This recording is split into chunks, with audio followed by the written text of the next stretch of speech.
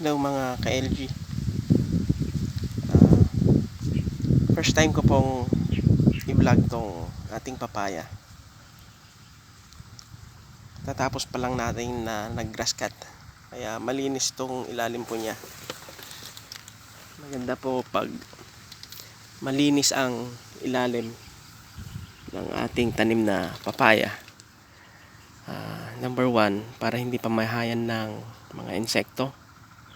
Hindi makapangitlog yung mga paru-paro. Para free po tayo sa yung mga insekto na pwedeng makapanira sa ating tanim na papaya. Okay? So, pangalawa, hindi pamahayan din ng ahas para safe tayong makapag ikot-ikot dito sa ating taniman ng papaya. Okay. At pangatlo, maganda rin sa mata. Okay, kailangan natin yon. Dapat kaaya-ayang tignan ang ating pananim pag malinis. Ang ating papaya ay mag 8 months na ho ito.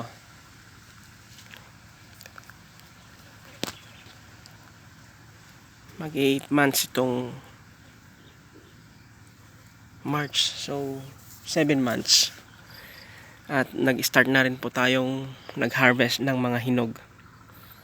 Although ang target po natin dito is pahinugin. Okay. Napahinog po natin. Mas mahal kasi pag hinog na ating i-harvest. Yun nga lang, medyo matagal. Pero pag nag-start na hong nagsilay, okay, may silay na, huwag nyo nang patagalin, huwag nyo nang pahinugin sa puno. Bakit? May tendency hong masisira ito ng fruit fly at matutusok ng fruit fly at ito'y masisira. Okay. Pag may silay na, indication na pwede nang i-harvest kasi matamis na ho yan, hihinog na ho.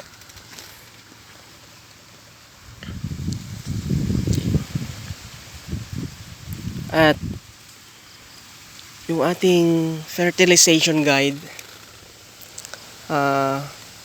nakadepende na po ito sa stage na to. Nakadepende na yung pangangailangan ng ating pananim. Makikita na ho natin kung ano yung kanyang kailangan. NPK. Okay. Pero sa stage na to, more on phosphorus na po tayo. Kasi nagpapabunga yung goal natin. Maparami yung bunga.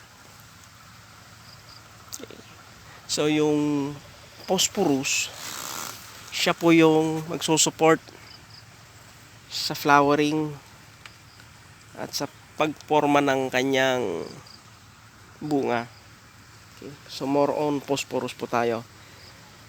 At naglalagay din po tayo ng nitrogen, urea. Pitik-pitik lang. At the same time minimix po natin doon yung 0060, yung potash.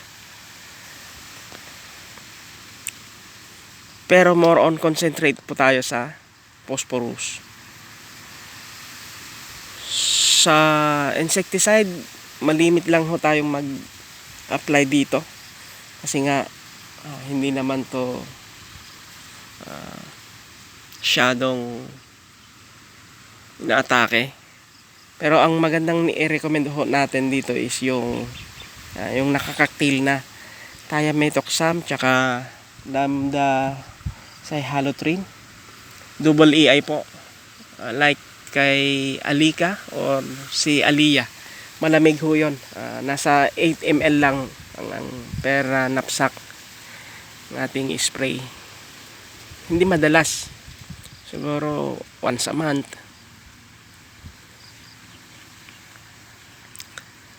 At sa fungicide, naglalagay din ho tayo ng madalang. Isang beses pa lang yata ito nakatikim ng ating fungicide. Ang nirecommend ko naman is si Custodia.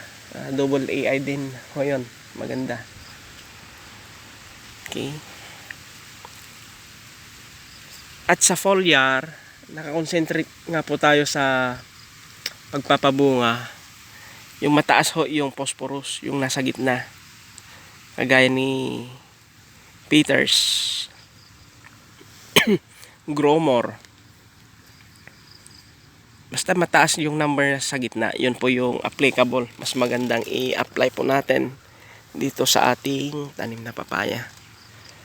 Actually, first time ko pong mag full blast nito. At around more or less 300 na kapuno. Itong ating naitanim dito, 2x2, 2 meters by 2 meters ang layo. At ginawa ko to kasi medyo mahangin dito sa area na to, open field. At kung mas masinsin kasi 2x2, may protection ho siya pag may malakas na hangin. Pero ideally, maganda ang spacing po natin pag 3x3. Mas malalaki yung ibubunga po niya. Yung unang tanim po natin, yung nandun yun yung nakauna. Nasa 20 plus na kapuno. Diyan po tayo nag-trial. Okay, magaganda ang bunga niya, malalaki kasi single line ho siya. Kahit gawin mong 2 meters or 1.5, malalaki pa rin ang bunga niya kasi nga single row. Wala siyang ibang kaagaw or hindi nalililiman. Okay. Ano pa? So yun. Mag-update po tayo sa mga susunod na ating mga vlog about sa papaya. At kung nagustuhan nyo po tong ating video na to, paki-hit naman ho yung like button at paki-share na rin. At paki-follow sa ating Facebook account Kabukidnon ni LG at sa ating YouTube channel LG Farm. At marami po tayong mga videos doon about farming. Okay, maraming salamat mga ka-LG at keep safe po sa lahat.